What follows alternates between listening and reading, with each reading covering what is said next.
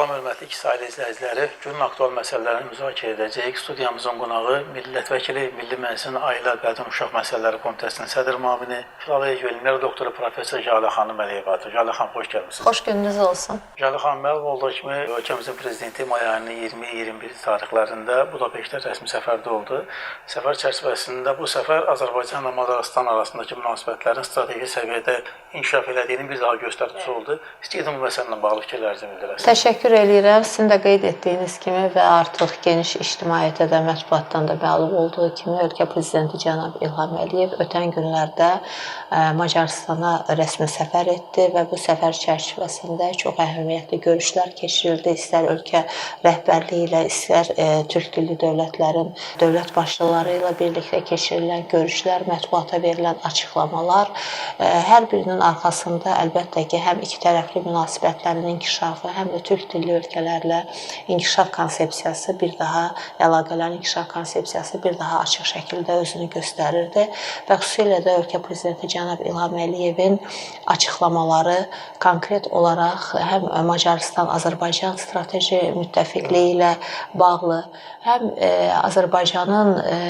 30 ildən bəri apardığı haqlı mübarizə və daha sonra 44 günlük müharibə dövründə əldə etdiyi nailiyyətlər və daha sonra post-müharibə dövründəki deyək ki, vəziyyət, eyni zamanda Macarıstanla iqtisadiyyat sahəsində, iqtisadi əlaqələr, neft sahəsində, neft-qaz sahəsində həyata keçirdiyimiz əməkdaşlıq, Macarıstanla digər sahələrdə həyata keçirilən əməkdaşlıq, Türk Dövlətləri Təşkilatlarının birliyinin nə qədər əhəmiyyətli olduğu məsələsinin yenə prezident tərəfindən önə çəkilməsi və sair bu kimi məsələlər düşünürəm ki, səfərə iki qat əhəmiyyət qazandırır.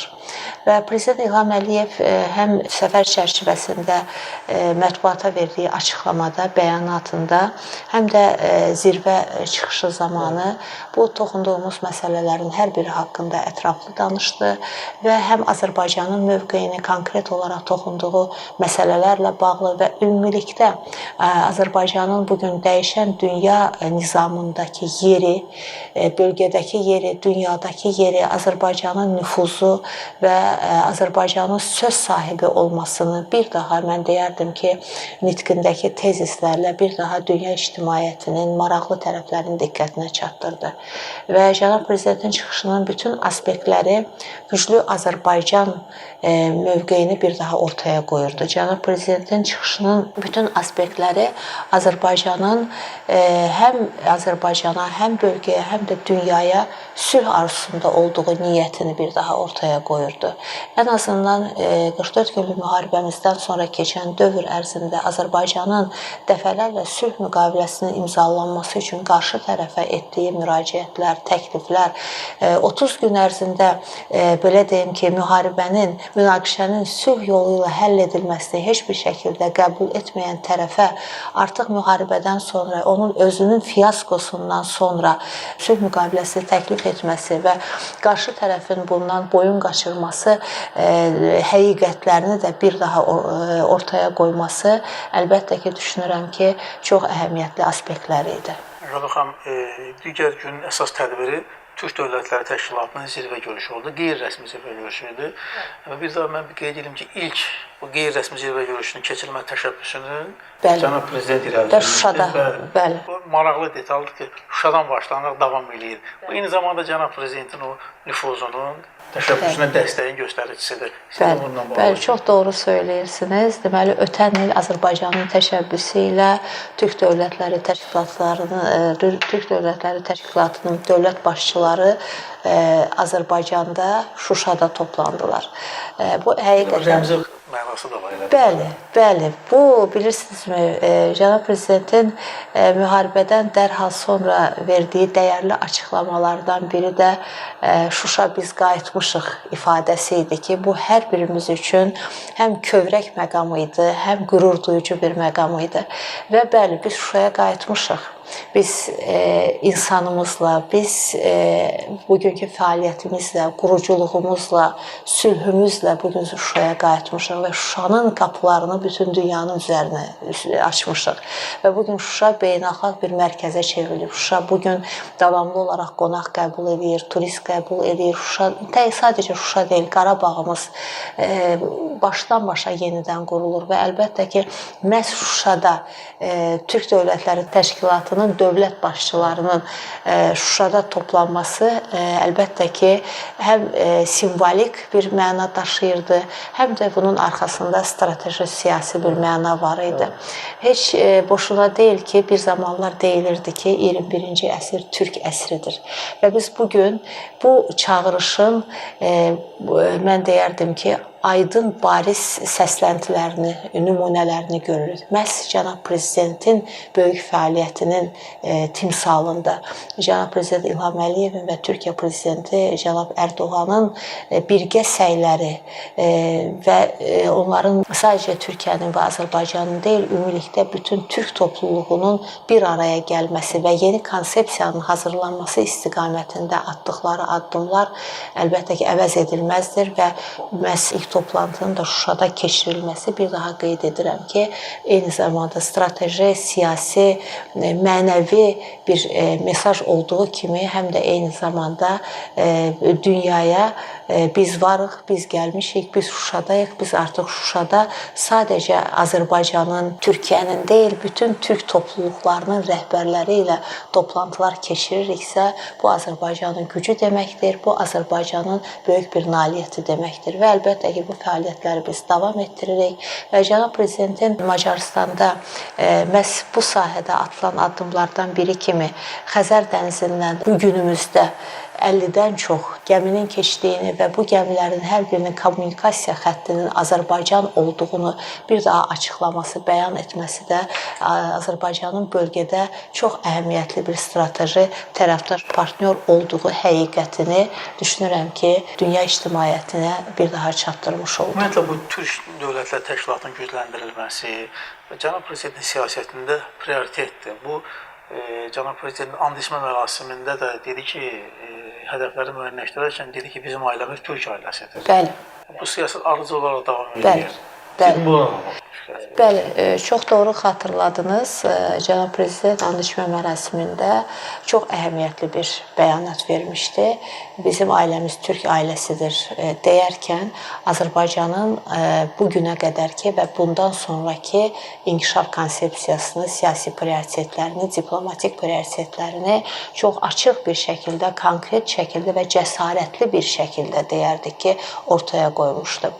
Və Prezident İlham Əliyevin ümumiyyətlə bütün çıxışları, bütün fəaliyyəti onu artıq dünyanın lider bir rəhbəri səviyyəsinə gətirib çıxarır və Prezident İlham Əliyev bütün addımları ilə və Azərbaycanın onun rəhbərliyi altında əldə etdiyi nailiyyətlərlə sözün əsl mənasında əhəmiyyətli bir lider olduğunu və onunla hesablaşılması gərəkdiyini həm özü ilə, həm ölkəsi ilə, ölkəsinin mövqeyi ilə hesablaşılması gərəkdiyi həqiqətini ortaya qoyur və bu dalınmaz bir faktordur, dalınmaz bir həqiqətdir. Bəli, Azərbaycan bugün bölgənin, dünyanın çox əhəmiyyətli bir ölkəsidir və bir zamanlar Prezident İlham Əliyevin söylədiyi fikir bugün də belə deyim ki, keçərlidir ki, Azərbaycanın razılığı olmadan, Azərbaycan olmadan bölgədə heç bir layihə, heç bir iqtisadi layihə həyata keçirilə bilməz. Bugün Azərbaycanın iştirakı ilə bölgədə həyata keçirilən layihələrin hər birinin arxasında Azərbaycanın ev sahibliyi dayanır, Azərbaycanın söz sahibliyi dayanır. Əgədə xanım, bu sizin sözünün davamı olaraq deyim ki, Türk Dövlətləri Təşkilatının Daxili İşlər Nazirləri bugün Bakıda toplantı keçirilir və bugün Cənab Prezident olaraq qəbul edib.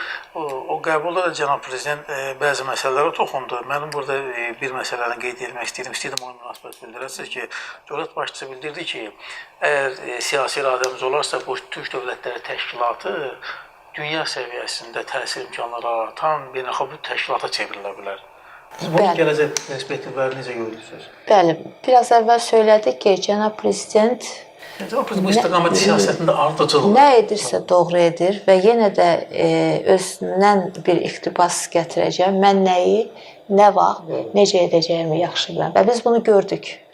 Ötən tarix, əldə etdiyimiz bütün uğurlar, böyük zəfərimiz və bugünkü dünyadakı mövqeyimiz, yerimiz həqiqətən onu göstərir ki, cənab prezident həqiqətən də nəyi, nə vaxt, necə edəcəyini çox yaxşı bilir. Və biraz əvvəl söylədik ki, 21-ci əsr Türk əsridir deyilirdi. Və bugün cənab prezidentin səyləri ilə, təşəbbüsləri ilə Türk Dövlətləri Təşkilatının yaradılması və inkişaf etdirilməsi, əlaqələrin inkişaf etdirilməsi əlbəttə ki, yenə də siyasi iradə istəyir və bu iradə də əlbəttə ki, Prezident İlham Əliyev iradəsidir. Və açıq bir şəkildə bu dialoqu davam etdirilməsi gərəkdiyini və təşkilatı bir dünyəvi bir təşkilat səviyyəsinə gətirib çıxartmağın vaxtı gəldiyini də açıq bir şəkildə bəyan etdi. Bəli, bugün dəyişən dünya nizamında, dəyişən dünya şərtləri altında əlbəttə ki, zaman-zaman Azərbaycana qarşı, Türk dünyasına qarşı qısqanclıq, ikili standartlar, hətta çox üzlü standartlarla qarşılaşdıq ən yaxın tariximizdə, ötən əsrdə dəfələrlə qarşılaşdıq və bu davam edir. Və davam etməyəcəyi kimi bir qaransiya da yoxdur. Bunu da yenə cənab prezident dəfələrlə öz fikirlərində söyləyir. Nə etməliyik? Gücə qarşı güc nümayiş etdirməliyik. Təbii ki, birliyimizlə nümayiş etdirməliyik. Bugün Avropa İttifaqında, Avropa Birliyində, Avropa Şurasında baş verən Azərbaycana qarşı fobiyalar, Türk dünyasına qarşı fobiyalar davamlı olaraq davam etməkdədir. Çox təəssüflər olsun ki, bu qərəzli siyasət, qərəz siyasətini davam etdirirlər. Çünki belə deyək ki, bir zamanlar mövcud olan parçala hökm et şüarı siyasəti bugün də davam edir və bugün də öz istəklərinə, bölgədəki istəklərinə çatmaq üçün, dünyadakı tarazı pozmaq üçün əlbəttə ki, əllərindən gələni edirlər və bu ittifaqların, bu birliklərin qarşısında dayana biləcək birliklərə ehtiyacımız var və nədən deyək ki, Avropa İttifaqı varsa, belə deyək ki, Şərq İttifaqı olması deyək ki, nəyə görə Türk Dövlətləri Təşkilatlarının bir güclü bir təşkilatı, bir birliyi olmasın. Yəni biz belə deyim ki, məhz burada Azərbaycandan söhbət gedir. Azərbaycan heç bir dünyanın ölkəsini bugünə qədər təhdid etməyib. Biz gücdən istifadə etməmişik, etmirik. Biz öz torpaqlarımızı sadəcə qoruyub azad etməyə çalışmışıq. Yəni biz belə deyim ki, heç kimin torpağında gözümüz yoxdur. Heç bir ölkənin daxili siyasətinə qarışmırıq. Amma özümüzə qarşı, Azərbaycana qarşı hörmət tələb edirik, ehtiram tələb edirik. Azərbaycanın həyata keçirdiyi qlobal siyasətə, dünyəvi siyasətə, demokratik siyasətə lazımı olan qiyməti tələb edirik. Son olaraq bir məsələyə də münasibəti bildirmək istərdim. Bu Türk Dövlət Təşkilatının rəsmi zirvə görüşü Bakıda keçiriləcək bu illəri ona ciddi hazırlıq gedir. Budapeştdə keçirilən toplantıda da bu Qazaxıstan dövlət başçısı, Qırğızstan dövlət başçıları bəzi təkliflər irəli sürdülər və belə ümumi fikir belə oldu ki, Bakıda keçiriləcək toplantıda dönüş nöqtəsi ola bilər, vacib qərarlar qəbul oluna bilər. Bu Türk Dövlət Təşkilatının gələcəyə baxımından. Siz bunu necə görürsünüz? Elə düşünürük ki, bizim müsahibəmiz boyu toxunduğumuz aspektlərin hər biri elə özlüyündə dönüş nöqtəsidir və bu dönüş nöqtələrini bugün Azərbaycan yaradır. Bir mənalı olaraq biz bunu təvazökarlıqdan uzaq olaraq deməliyik. Həqiqətən də bir istinad nöqtəsidir. Bugün Azərbaycan həm Türk dövlətləri arasında, həm də dünya ölkələri arasında siyasi dialoqun formalaşması, inkişaf etdirilməsi, yeni çağırışlar baxımından deyək ki, gələcəyə bir körpü salınması baxımından Azərbaycan burada rolu danılmazdır, böyükdür. Maraqlı müsahibə üçün təşəkkür edirəm. Mən sizə təşəkkür edirəm. Sağ olun.